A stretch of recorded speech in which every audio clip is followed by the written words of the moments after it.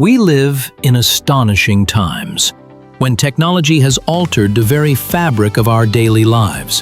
Smartphones, tablets, smartwatches, these devices have become extensions of ourselves. The average person checks their phone 150 times a day and spends over 6 hours online. Our attention has transformed into the most valuable resource of the digital economy. But what price do we pay for constant connectivity? Mental health professionals are sounding the alarm. Over the past 10 years, the number of diagnoses related to anxiety and depression has increased by 40%. Teenagers, a generation that has never known a world without the internet, have proven particularly vulnerable. We are witnessing a paradox. Technologies, designed to make our lives simpler and happier, are becoming a source of constant stress and exhaustion. Our brains, having evolved over millennia, were unprepared for information overload of such a scale. Neurologists are recording changes in the functioning of the prefrontal cortex, the area responsible for concentration and decision-making. Digital reality demands new rules for interacting with technology. Our brain is an amazing instrument, possessing the property of neuroplasticity, the ability to reorganize itself under the influence of experience. Modern neurobiologists have discovered a disturbing trend. Digital technologies literally reprogram neural connections. Research from the University of California has shown that constant switching between tasks, typical behavior when using a smartphone, reduces the density of gray matter in areas responsible for cognitive control. We lose the ability for deep concentration, replacing it with superficial multitasking attention. This is not just a temporary state, these are structural changes in the brain's architecture. The dopamine system, the reward mechanism, turns out to be particularly vulnerable. Every notification, every like, triggers a microdose of dopamine, forming an addiction loop similar to what is observed in drug addiction. Professor of neuroscience Adam Gazzaley calls this digital cocaine, invisible chains that bind us to devices. We become hostages to algorithms designed for maximum retention of our attention. Particularly alarming is the fact that the teenage brain, which is still developing, is especially susceptible to such changes. Experiments with functional magnetic resonance imaging demonstrate that in the absence of smartphone access, the same brain areas are activated as during physical pain or withdrawal syndrome. Remember that feeling of anxiety when you can't find your phone? A racing heart? Sweaty palms? Symptoms reminiscent of a panic attack. This is a manifestation of FOMO syndrome, the fear of missing out on something important. We live in an era where being disconnected is perceived as social death. Psychologists at Stanford University found that 87% of people experience an irrational fear when left without access to the network, even for a short period. Our brain no longer knows how to exist in silence. We have forgotten how to be alone with our thoughts. The constant information flow creates an illusion of productivity, but actually leads to cognitive overload.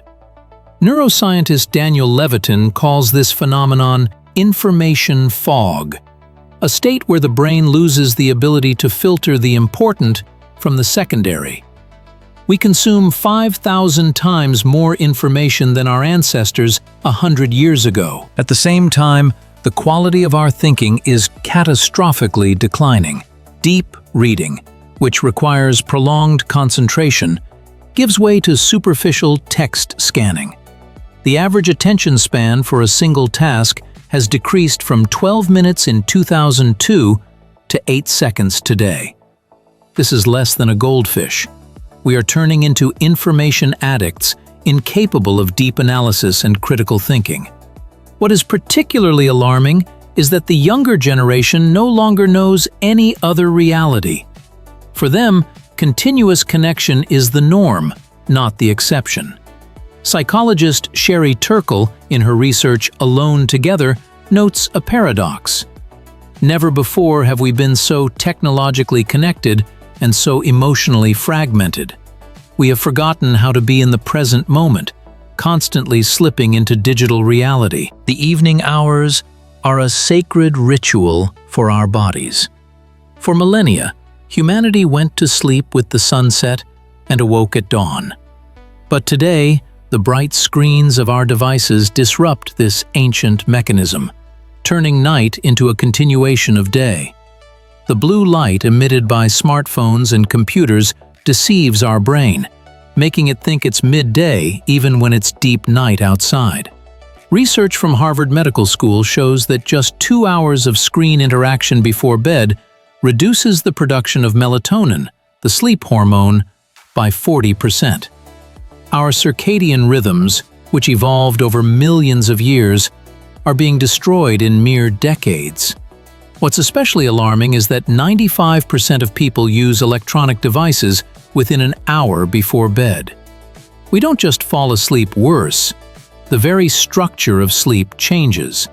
The deep sleep phase, critically important for brain restoration and memory consolidation, is reduced by a third. Neuroscientist Matthew Walker calls this a silent epidemic of sleep deprivation. Chronic sleep deprivation increases the risk of depression, lowers immunity, and even alters gene expression. We are literally programming our bodies for illness simply by checking messages before bed. Teenagers are particularly vulnerable. Their brains are especially sensitive to the effects of blue light. Studies show that children who use gadgets before bed have a 2.5-fold increased risk of sleep disturbances. Every notification, every incoming message sound. It's a microdose of stress for our body. Researchers at the London School of Economics found that the average smartphone user receives up to 85 notifications daily, each of which triggers a release of cortisol, the stress hormone. Our brain is evolutionarily programmed to react to new stimuli as a potential threat. In the wild, this saved lives. In the digital age, it depletes the nervous system. We live in a state of constant readiness without even realizing it. Endocrinologists at Stanford University recorded that active social media users have a baseline cortisol level elevated by 30%. A state comparable to chronic stress. The phenomenon of social comparison is particularly dangerous. By viewing idealized lives on Instagram, we unconsciously trigger a mechanism of self-abasement. Our brain does not distinguish between reality and digital illusion. It reacts emotionally to every image. Multitasking, which we are so proud of, is actually a myth. Neuroscientists have proven that the brain is not capable of effectively performing several cognitive tasks simultaneously. Instead, it rapidly switches between them, expending a colossal amount of energy. Each such switch is a micro-stressor, imperceptibly depleting our mental resources. By the end of the day, we feel drained without understanding the reason. Our digital behavior literally programs us for chronic fatigue and emotional burnout. Social networks have changed the very nature of human communication. We spend more time in virtual worlds than in real conversations. Studies show the average user spends more than 2 hours daily scrolling through news feeds and other people's profiles. But what happens to our psyche during this digital interaction?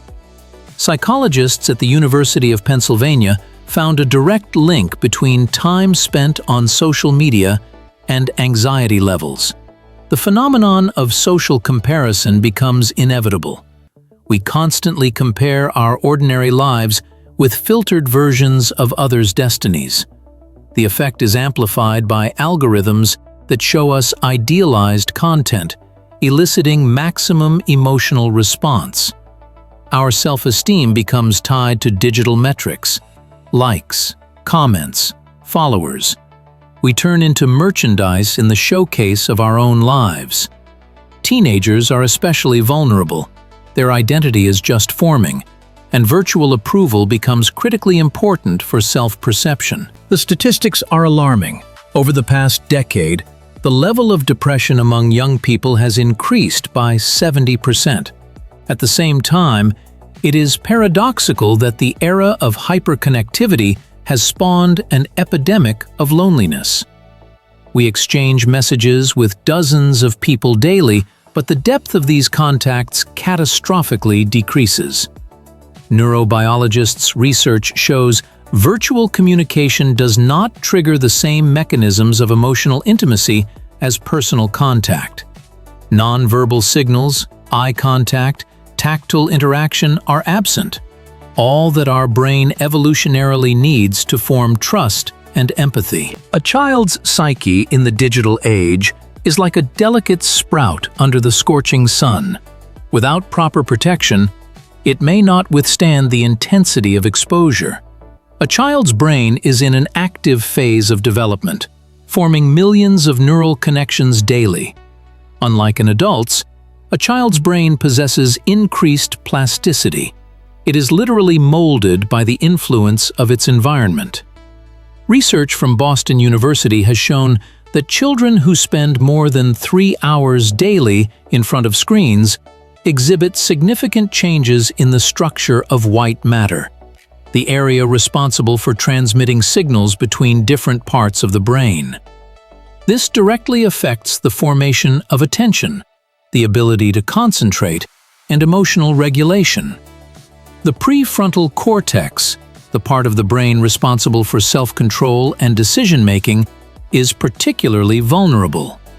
It fully forms only by the age of 25, and excessive stimulation by gadgets can disrupt this process. Pediatricians are sounding the alarm.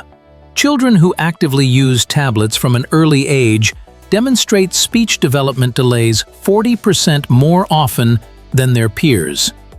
Language formation requires live human interaction.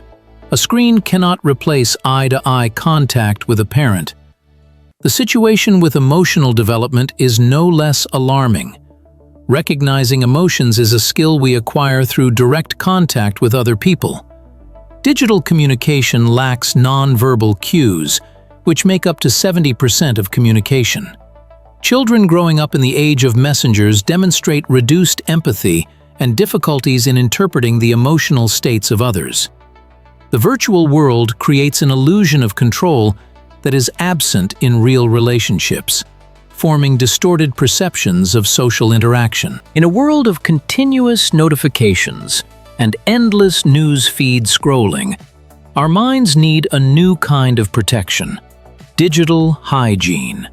This is a system of conscious habits and rules that allow us to maintain psychological well-being when interacting with technology. Just as we wash our hands before eating, our minds require regular cleansing from digital noise. Digital hygiene begins with awareness, understanding that technology is created to serve us, not the other way around. We have forgotten a simple truth: devices are tools, not an extension of our consciousness. The first principle of digital hygiene is setting clear boundaries. Define gadget-free zones: the bedroom, the dining table, places of family interaction. Neurobiologists at the University of California have proven that even the mere presence of a smartphone in one's field of vision reduces cognitive abilities by 15%, even if we are not using it. The second principle is attention management. Turn off all non-essential notifications. Each signal is a micro-invasion of your consciousness, disrupting deep brain work. The third principle is creating connection and disconnection rituals. Start and end your day without gadgets. Dedicate the first and last 30 minutes of wakefulness to yourself, not to the digital world. The fourth principle is regular digital detoxes. Allocate time, hours, days, weekends, completely free from technology. This will allow the brain to restore its natural modes of operation and regain the ability for deep thinking. The fifth principle is conscious content consumption. Ask yourself, Does this content enrich my life or merely fill a void? The sixth principle is cultivating inner silence. Practice moments of boredom without immediately reaching for your smartphone. It is in these pauses that creative ideas are born and emotional reboots occur. Remember, technology is designed to expand our capabilities, not to narrow our horizons of perception to the size of a screen. In an era of digital oversaturation, we need concrete strategies for protecting mental health. Let's start with time management. Implement a system of digital blocks. Allocate specific periods in your calendar for checking email and social media. Research shows that this approach reduces information anxiety by 70%. Install a screen time tracker app. Awareness often becomes the first step towards change. Configure your digital environment. Most smartphones now have a Do Not Disturb mode. Activate it for at least 2 hours daily. Create smart notification filters. Allow only truly important messages to interrupt you. Turn your bedroom into a technology-free zone. Acquire a traditional alarm clock instead of using your phone. Organize your workspace according to the one task, one screen principle, avoiding the temptation of multitasking. Practice the digital sundown technique. 2 hours before bed, switch to night lighting mode and gradually reduce interaction with devices. Implement regular micro breaks following the 20-20-20 rule. Every 20 minutes of screen time, look at an object 20 feet away for 20 seconds. This reduces eye strain and allows the brain to recover. Establish physical boundaries for technology. Create gadget-free zones in your home where you can be fully present in the moment. Experiment with digital detoxes of varying durations, from one evening to entire weekends without technology. Remember, the goal is not to abandon technology, but to regain control over it. Sleep is the foundation of our mental health. But in the digital age, it has become a luxury. You can restore the quality of your nightly rest with simple but effective practices. Start by creating an electronic sunset. 2 hours before bed, activate night mode on all devices, blocking blue light. Institute a technological curfew, a time when all gadgets go to sleep outside the bedroom. Research shows that even an unused smartphone on the nightstand reduces sleep quality by 28%. Replace evening scrolling with alternative rituals. Reading a physical book, meditation, a warm bath, journaling. These actions trigger natural nervous system relaxation. The body scan technique is particularly effective, sequentially relaxing each muscle from your toes to the crown of your head. Control not only the time, but also the content of your evening consumption. Thrillers, news, and work correspondence stimulate cortisol production, which hinders falling asleep. Create an ideal sleep environment. Bedroom temperature no higher than 18 degrees, complete darkness and silence. Invest in a quality mattress and pillow. This is an investment in your mental health. Your morning ritual is no less important. Spend the first 30 minutes after waking up without gadgets. Morning light naturally regulates melatonin production, setting your internal clock. Regularity is the key to healthy sleep. Go to bed and wake up at the same time, even on weekends.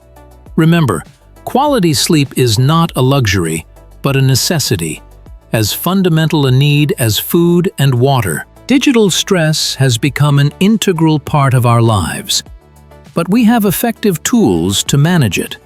Let's start with mindful breathing practice.